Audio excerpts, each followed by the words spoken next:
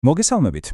იცით, დღეს მინდა ერთ ძალიან მაგარ ამბავზე გესაუბროთ. ამბავზე, რომელიც გვიყვება მეთოქეობაზე, კონფლიქტზე და იმაზე თუ როგორ მოიპოვება ნამდვილი პატივისცემა, თანაც ყველაზე მოულოდნელი გზებით.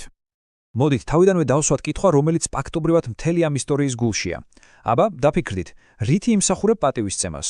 უხეში ძალით და დომინირებით? თუ იქნებ რაღაც სულ სხვა, ბევრად უფრო ღრმა რამე შეასაქმე? და აი ჩვენი ისტორიაც იწყება. ყავს ორი მთავარი მოქმედი პირი, ორი ახალგაზრდა მეტოქე. ერთი მხრივ ჯემალი, რომელიც ამ ამბავს გვიყვება, და მეორე მხრივ ბიჭი სახელად იანგული. ხო და მათ შორის ერთი დაპირისპირება უკვე მოხდა, მაგრამ ეს საქმე ჯერ არ დასრულებულა პირიქით. ჯემალი გადაწყვეტს, რომ ლოდინის საკმარისია და იანგულისთან ურთიერთობა უნდა გაარკვიოს, ოღონდ არასაუბრით. იმ მომენტში მას მხოლოდ ერთი გზა ეჩვენება სწორი. იანგული ეკითხება, რესთვის მოვიდა და ჯემალიც პირდაპირ პასუხობს. საჩხუბრად. ხო, აი ესე მარტივად. განზრახვა ნათელია. იმავე საღამოს, რკინიგზის ხიდის ქვეშ გადამწყვეტი ჩხუბი უნდა შედგეს. კარგი, გადავიდეთ თვითონ დაპირისპირებაზე და ნახეთ, რა საინტერესოა, როგორ შეიძლება ფიზიკური ჩხუბი გადაიზარდოს რაღაც სრულიად სხვანაირ სიტყვების ომში. წარმოიდგინეთ სცენა, რკინიგზის ხიდის ქვეშ არიან. არავინ უყურებთ, არავინ გულშემატკივრობს, იანგულის ვირის გარდა. ხო, ერთადერთი მოწმეეგა. და ჩხუბიც იწყება. და ჩხუბი მართლა სერიოზულია. იანგული პირველი ურტყამს, მაგრამ ჯემალი უძლებს. მერე ჯემალი იცილებს მეორე დარტყმას და თვითონ ურტყამს საპასუხოდ. მოკლედ, მაგრად უბრაგუნებენ ერთმანეთს, ორივე მუხლებზე ეციმა, სისხლიანები არიან, დაქანცულები და ხვდებიან, რომ ძალები თანაბარია, ვერც ერთი ვერ ჯობნის. დაი, აქ ხდება რაღაც ძალიან საინტერესო. იანგული ხვდება, რომ ასე ყოველ დღე ვერ იჩხუბებენ, აზრი არ აქვს და სთავაზობს რაღაც წარმოუდგენელს. მოდი, ხვალიდან ერთმანეთს ვაგინოთ. ვინც აჯობებს, იმის იყოს. ანუ მეტოქეობის სრულიად ახალ წესებს ამკვიდრებს. ჯემალიც რა თქმა უნდა თანხდება. და აი ასე მათი კონფლიქტი ფიზიკური ასპარეზიდან გადადის სიტყვიერ ყოველდღიურ საჯარო ომში. და დაიწყო.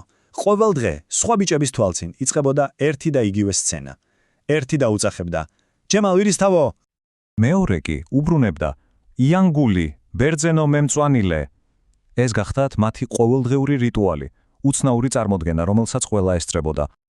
მაგრამ როგორც ხდება ხოლმე, ესეც უნდა გამწვავებულიყო, ერთ დღეს ჯემალს უბრალოდ გამოელევა სალანძღავი სიტყვები და მისი მეგობარი კოკა ურჩევს, რომ გადალახოს უკანასკნელი ზღვარი, იანგულის დედა შეაგინოს. ეს უკვე სულ სხვა დონეა. და ჯემალიც ამას აკეთებს. ყვირის: "იანგული, შენი დედა ვატირე." და იცით რა არის საინტერესო?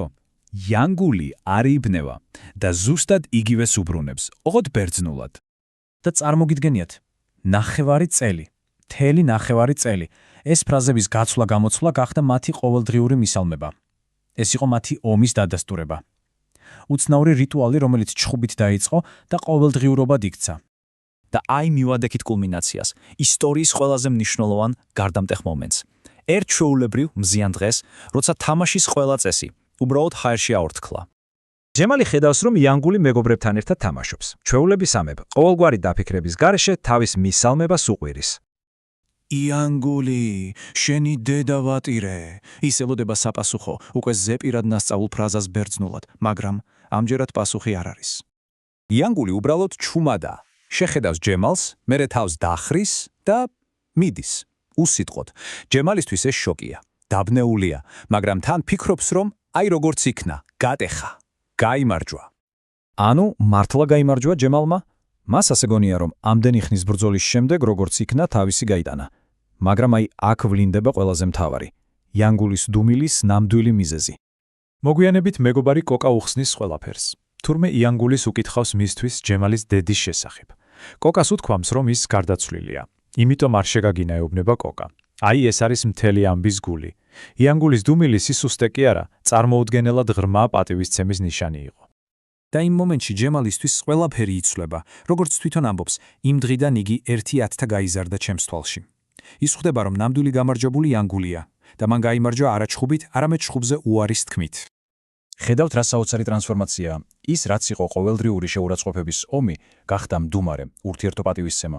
მუდმივი მეთოქეობა კი გამოუთქმელმა გაგებამ ჩაანაცვლა.